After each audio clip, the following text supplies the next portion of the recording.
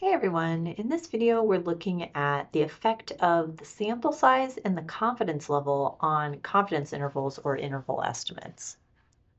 So we'll start by looking at the confidence level. So if we had a given sample and we wanted to change or look at a confidence interval at 90% confidence versus a confidence interval at 95% confidence, I want to know what does that affect? What happens to the interval? So if we look at the formulas we have for confidence intervals, and these are in the videos for confidence intervals for proportions and for means. So we have these two different formulas.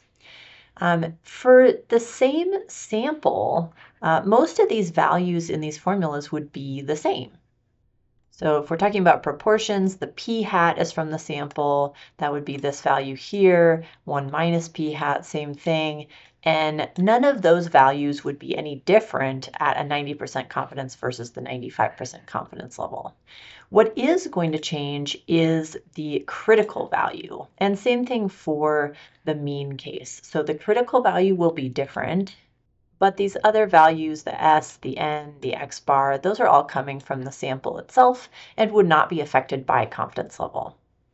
If you look at how we calculate the critical value, we're imagining some kind of distribution. Now, this could be either a normal distribution for our Z star critical value or a T distribution for for T star. But the picture is basically the same. The confidence level represents the area in the middle of our distributions, for example, 90%. And then the Z star or T star critical value would be the cutoff line. We're looking at the one on the right-hand side, but we also have the same mirror image on the left-hand side that has area in the center that matches the confidence level. So 90% confidence is the Z, or our critical value is going to be the Z score that has 90% area or 0.9 area in the center. But 95% confidence would be the same thing, but with 95% in the center. The higher we make our confidence level, the more area we need in the middle. And so a higher confidence level means our Z star has to go out further into the tail, meaning it's going to be a larger value. So basically, the larger confidence means we have a larger critical value. And this means that in our calculation, the entire margin of error portion of this calculation that we're adding and subtracting to our point estimate is going to get larger. This means that larger confidence levels mean wider intervals. I want to look at this with a kind of a visual demonstration. And I really like this website here. I will put the link in the description. This is from the University of British Columbia. And we're imagining here that we're sampling from a population of fish. We're starting right now at a 95% confidence interval. So I'm going to make a sample. These are samples of size 10. And it's got this nice animation where we take this sample of fish, we measure each fish in millimeters, and then it calculates both the mean of that sample, the standard deviation of the sample, and then it calculates a 95% confidence interval. Now, this is just one sample. If I make another one, I'm going to get a different selection of random fish. It's going to, again, calculate the mean and the standard deviation and then that interval estimate.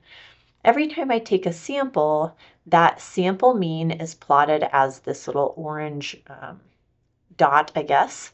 And then there's a horizontal line that indicates the range or the interval itself. So this current sample that I'm looking at, the sample mean was 109.5, and the interval goes from 92.3 to 126.6.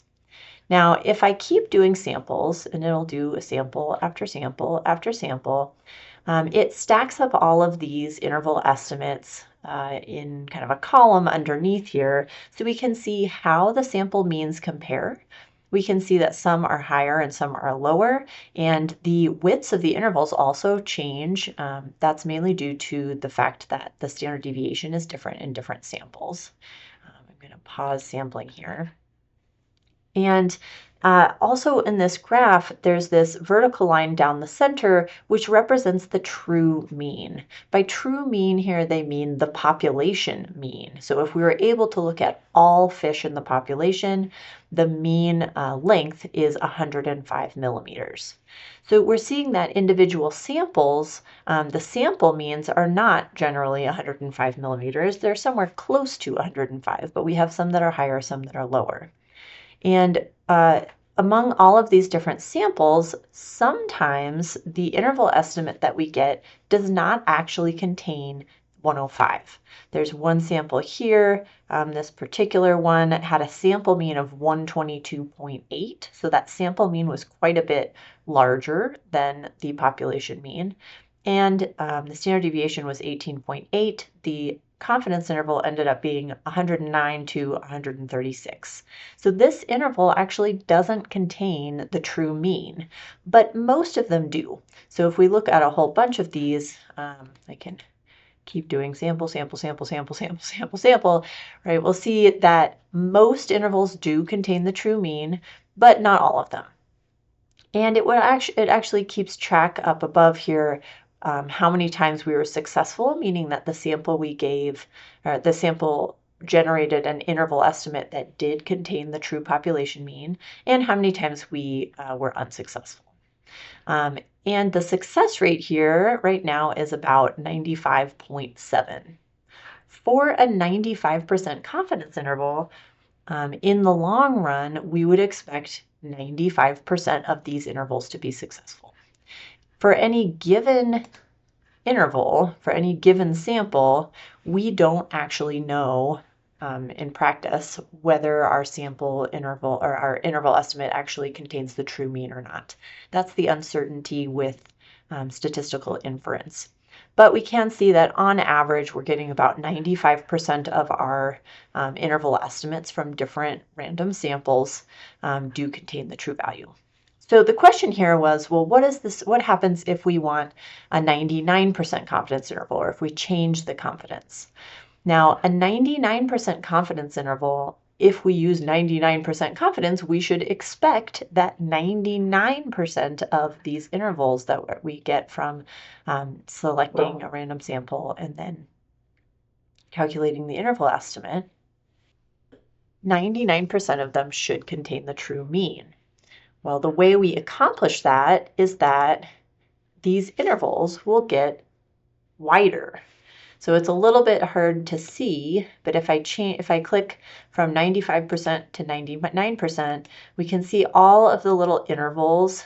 The sample means are not changing, but the width of the interval is getting a little wider. And by making the intervals wider, they're more likely to contain the true population mean. So just on screen right here at 95%, there's 1, 2, 3, 4 different intervals that did not contain the mean. But when I switch to 99%, there's only one on screen that did not contain the mean. So that wider interval allows us to be more confident that we'll contain the true population mean in that list. And among all of the intervals at 99% confidence, our success rate is 98.8% here. So just to recap, the higher your confidence level, the wider the interval, and the lower your confidence level, the narrower the interval. We would like to have high confidence in our estimates, but there is a cost to this because a wide interval means that our estimate is less precise. I like to think about the carnival game where someone has to guess a person's weight. I would be terrible at this game, but if I wanted to have a high confidence of guessing someone's weight, I could guess a really wide interval. Like, I think this person weighs between 50 pounds and 500 pounds. And then I would be almost certain that I was correct. But if I needed to have a narrower interval, like within 5 pounds of their true weight, then I would have a lot lower confidence that my estimate was going to be correct. The next thing I want to look at in this video about interval estimates is the effect of sample size. So assuming everything else was exactly the same, what would having a small sample size like 10, what effect would that have versus a larger sample like 100?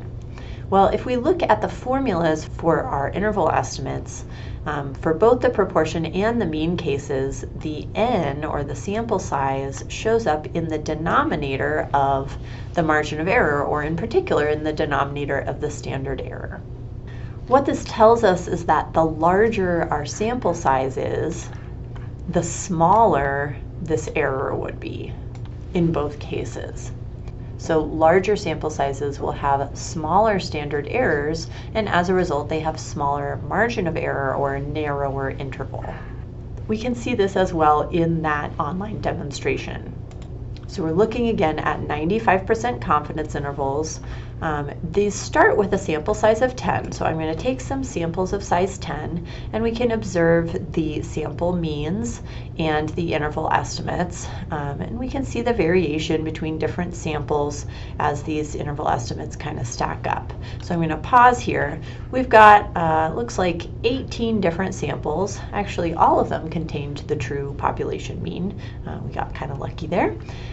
And we can see variation in the sample means from on the low end maybe about 91 to on the high end about 121. Now I'm going to change the sample size. I'm going to crank it up to the highest setting here is 50, and I'm going to take some more samples at size 50. And we will immediately see that these interval estimates are much narrower. That's due to that smaller standard error.